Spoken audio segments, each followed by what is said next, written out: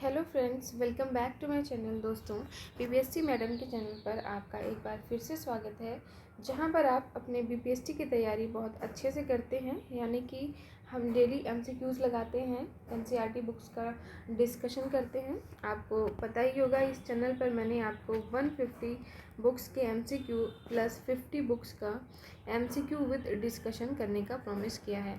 तो इस क्रम में हमने 4-5 बुक अभी कवर कर ली है, आगे और भी हम देखेंगे।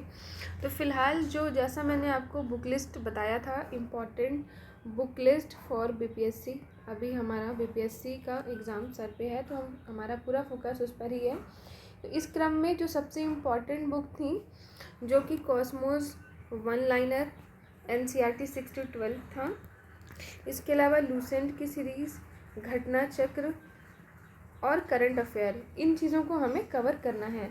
तो लूसेंट और आपको घटना चक्र मिल चुकी है, यानी कि आप प्लेलिस्ट से देख सकते हो, और कॉस्मोस लाइनर भी मैंने स्टार्ट कर दिया है।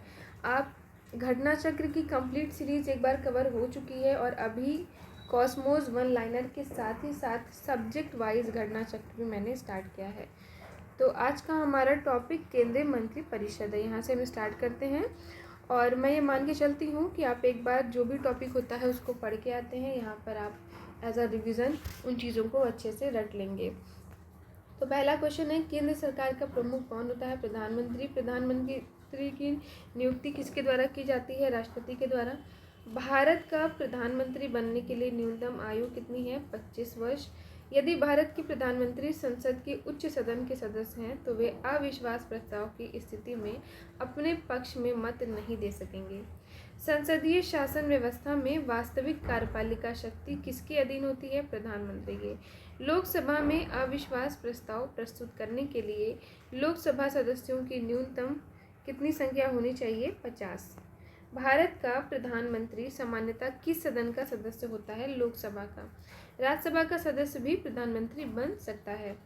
भारतीय संविधान का अनुच्छेद 75 प्रधानमंत्री एवं अन्य मंत्रियों की नियुक्ति, मंत्रिपरिषद के आकार एवं उत्तरदायित्व का निर्धारण करता है। मंत्रिमंडल में कुल मंत्रियों की संख्या प्रधानमंत्री सहित लोकसभा के सदस्यों की कुल संख्या के 15% से अधिक नहीं होगी। ये प्रावधान किस संविधान संशोधन द्वारा किया गया? तो 91वें संविधान संशोधन 2003 द्वारा। संसद का सदस्य नहीं होने पर कोई व्यक्ति अधिकतम कितने समय तक केंद्रीय मंत्री रह सकता है? 6 माह तक। इम्पॉर्टेंट है, ध्यान रखेंगे। नेक्स्ट, केंद्र में मंत्रिपरिषद सामूहिक रूप से किसके प्रति उत्तरदायी होती है? लोकसभा के प्रति। भारत के संविधान के किस अनुच्छेद में ये प्रावधान किया गया है कि प्रत्येक राज्य की कार्यपालिका शक्ति का इस प्रकार प्रयोग किया जाएगा जिससे कि संघ की कार्यपालिका शक्ति पर कोई प्रतिकूल प्रभाव ना पड़े? तो ये आर्टिकल 257। नेक्स्ट है, लाभ का पद यानी ऑफिस ऑफ प्रॉफिट का निर्धारण संसद एवं राज्य विधानमंडल द्वारा किया जाता है। भारतीय राजनीतिक व्यवस्था में कार्यपालिका किसके अधीन कार्य करती है? तो विधायिका के अधीन। जवाहरलाल नेहरू की कैबिनेट में पहले गृह मंत्री तथा बाद में रक्षा मंत्री कौन बने? कैलाश नाथ काटजू। स्वतंत्र भारत के प्रथम वित्त मंत्री CRK षटमुगम चेट्टी, ये इंपॉर्टेंट है, ध्यान रखेंगे। भारत के किस प्रधानमंत्री का विदेश में आकस्मिक निधन हुआ था? लाल बहादुर शास्त्री। अपने प्रधानमंत्रित्व काल में कौन सा नेता एक बार भी संसद में उपस्थित नहीं हुआ? चौधरी चरण सिंह। नेक्स्ट, संविधान के किस अनुच्छेद में मंत्रिमंडल शब्द का प्रयोग किया गया है? आर्टिकल 352 का 3। श्वेत पत्र यानी व्हाइट पेपर भारत से संबंधित आधिकारिक दस्तावेज है। संघीय मंत्रिमंडल का पुनर्गठन किसके प्रतिवेदन पर आधारित था? गोपाल स्वामी अयंगर। अब यहाँ पर तुलना दी गई है काउंसिल ऑफ मिनिस्टर और कैबिनेट की, यानी मंत्रिपरिषद एवं मंत्रिमंडल की। आइए इसको देख लेते हैं। मंत्रिपरिषद यानी काउंसिल ऑफ मिनिस्टर, कैबिनेट स्तर के मंत्री, राज्य स्तर के मंत्री एवं उप मंत्री, जबकि मंत्रिमंडल में इसमें केवल कैबिनेट स्तर के मंत्री ही शामिल होते हैं।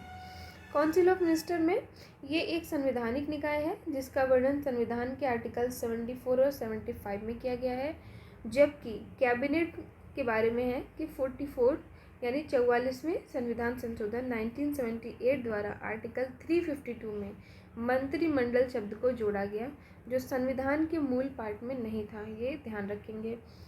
नेक्स्ट, मंत्रिपरिषद में सैद्धांतिक रूप से मंत्रिपरिषद को संघ की समस्त कार्यपालिका शक्तियां प्राप्त हैं, परंतु मंत्रिमंडल द्वारा इसके कार्यों का निर्धारण किया जाता है, जबकि व्यवहारिक रूप में मंत्रिमंडल सदैव मंत्रिपरिषद की शक्तियों का प्रयोग करता है और मंत्रियों के कार्यों का निर्धारण करता है।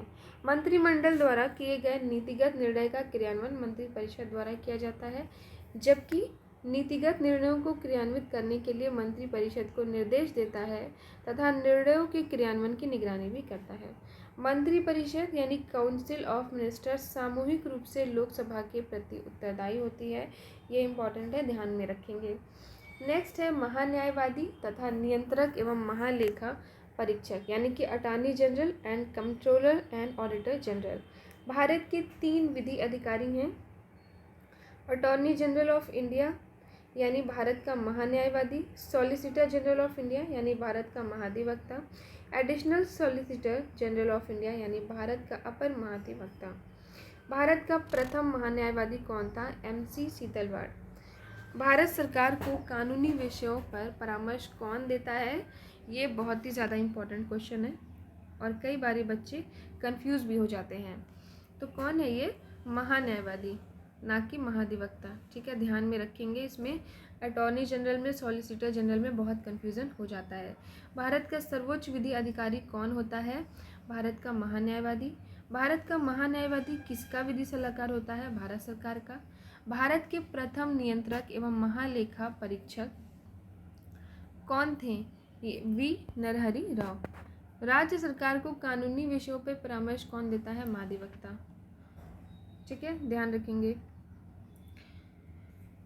नेक्स्ट है, देखिए, भारत सरकार को महान्यायवादी और राज्य सरकार को महाधिवक्ता। ये चीज़ आपको ध्यान में रखनी है। संसद की लोक सेवा समिति की बैठकों में कौन उपस्थित रहता है?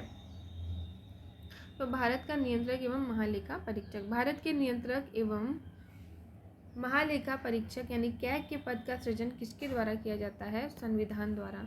भारत के नियंत्रक एवं महालेखा परीक्षक का कार्यकाल कितना होता है? 6 वर्ष होता है। ये भी ध्यान में रखेंगे।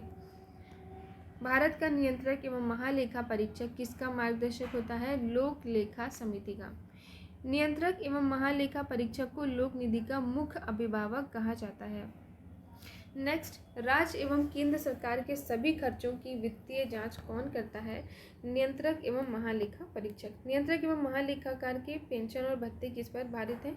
भारत की संचित निधि पर। राष्ट्रपति द्वारा महान्यायवादी को सौंपे गए कार्य। भारत सरकार से संबंधित मामलों को लेकर उच्चतम न्यायालय में भारत सरकार की ओर से पेश होना। संविधान के अनुच्छेद 143 के अंतर्गत राष्ट्रपति की ओर से उच्चतम न्यायालय में भारत सरकार का प्रतिनिधित्व करना। सरकार से संबंधित किसी मामले में उच्च न्यायालय में सुनवाई का अधिकार। दोस्तों, अगर आप अभी नए हैं यानी कि बीपीएससी के लिए आपने अभी तैयारी शुरू की है या फिर आपका ये फर्स्ट अटेम्प्ट है या सेकंड अटेम्प्ट है, तो ऐसे में ये कॉस्मोस वन लाइनर आपके लिए बहुत ही एक रामबाण है, क्योंकि यहाँ पर आप जितने भी इम्पोर्टेंट क्वेश्चंस हैं उन सब का बहुत अच्छे से रिवीजन कर पाते हैं। आपको इतना अभी आपके पास टाइम नहीं है कि आप डिटेल में एनसीईआरटी सारी कवर करें, लेकिन यहाँ आपको एक ही बुक में सभी बुक्स का, जितनी भी एनसीईआरटी बुक्स हैं, ऑल सब्जेक्ट्स का आपको यहाँ पे कवर हो जाएगा। एंड बिलीव मी गाइस कि 60 to 70% आप जब पेपर देकर आना तो आप मैच करना, आपको 60 to 70% पेपर का यहीं से आपको मिल जाता है। यानी कई बार तो मतलब बिल्कुल डिट्टो वही टॉपिक आपको दिख जाते हैं। आप प्रीवियस ईयर भी उठा करके और इस बुक से मैच कर सकते हो कि कितने ज़्यादा क्वेश्चंस इसमें से आए हुए हैं। तो ऐसे में आपको इस बुक को बिल्कुल भी स्किप नहीं करना चाहिए। हालांकि अपने आप में पढ़ना इतना इंटरेस्टिंग नहीं होता, हम 1-2 दिन पढ़ते हैं फिर मोटिवेशन नहीं मिल पाता। तो इसलिए आप अगर वीडियो रेगुलर बेसिस पर देखते हो, जो कि 10 से 15 मिनट की ही होती है, आपको केवल 10 से 15 मिनट निकालना है, इतने में ही आपका ये पूरा सिलेबस कवर हो जाएगा और आपको रिलेटेड पीडीएफ भी मिल जाएगी। इसी वीडियो के डिस्क्रिप्शन में जा करके मेरा टेलीग्राम चैनल फॉलो कर लीजिए बीपीएससी मैडम का, जहाँ पर आपको ये सारी पीडीएफ मिल जाएगी। और साथ ही आपको daily Hindu newspaper, Indian express भी मिल जाता है और आपको मंथली मैगजीन जैसे कि प्रतियोगिता दर्पण और भी जो रेलिवेंट मैगजीन होंगे करंट अफेयर्स के, वो सब आपको वहाँ पे प्रोवाइड करा दिए जाएंगे। नेक्स्ट है आर्टिकल 76(4) के अनुसार महान्यायवादी किसके प्रसाद प्रयत्न पद धारण करता है? तो राष्ट्रपति के। भारत का महान्यायवादी को संसद के दोनों सदनों में बोलने, कार्यवाहियों में सम्मिलित होने, किसी भी संसदीय कमेटी का सदस्य होने का अधिकार है, परंतु वोट देने का अधिकार नहीं है। सॉलिसिटर जनरल को कौन होता है? महान्यायवादी का अधीनस्थ। देखिए कई बार क्वेश्चन ऐसे डायरेक्ट ही पूछ लेता है, यानी कि हिंदी टर्म ना दे करके इंग्लिश, तो आपको ये तीनों नाम बहुत ध्यान में रखने हैं। सॉलिसिटर जनरल कौन हुआ? महाधिवक्ता। इस टॉपिक में आपको हिंदी इंग्लिश दोनों नाम ध्यान में रखने हैं। कई बारी इंग्लिश वाला ही हिंदी में करके पूछ लेता है। भारत का महान्यायवादी किसका विधि सलाहकार होता है? भारत सरकार का। नेक्स्ट, वर्तमान में भारत के महान्यायवादी कौन है? तो ये आर वेंकटरमणि है। कौन से नंबर के हैं? 16वें नंबर के हैं। ठीक है। नेक्स्ट, महान्यायवादी का पद संविधान के आर्टिकल 76 के अंतर्गत एक संवैधानिक पद है, ये भी इम्पोर्टेंट है, ध्यान रखेंगे। जबकि महाधिवक्ता का पद संवैधानिक न होकर मात्र वैधानिक है। अब यहाँ पर कुछ आर्टिकल्स दिए हुए हैं इम्पोर्टेंट, इनको देख लीजिए। 148 भारत के नियंत्रक एवं महालेखा परीक्षक की नियुक्ति एवं पदमुक्ति। 149 नियंत्रक एवं महालेखा परीक्षक के कार्य एवं शक्तियाँ। 150 संघ तथा राज्यों के लेखा प्रारूपों के संबंध में राष्ट्रपति को सलाह। 151 रिपोर्ट। नियंत्रक एवं महालेखा परीक्षक अवकाश प्राप्ति के पश्चात कोई भी सरकारी पद धारण नहीं कर सकता, ये भी ध्यान में रखेंगे। नेक्स्ट है संसद यानी कि पार्लियामेंट, तो इसके बारे में हम नेक्स्ट वीडियो में यानी कि कल देखेंगे। और इसी के बाद आपको दोपहर तक में इसी सब्जेक्ट की यानी कि पॉलिटी की ही जो मैंने घटना चक्र स्पेशल, एक बार मैं घटना चक्र कंप्लीट कर चुकी हूँ, आप प्लेलिस्ट में जाकर देख सकते हैं।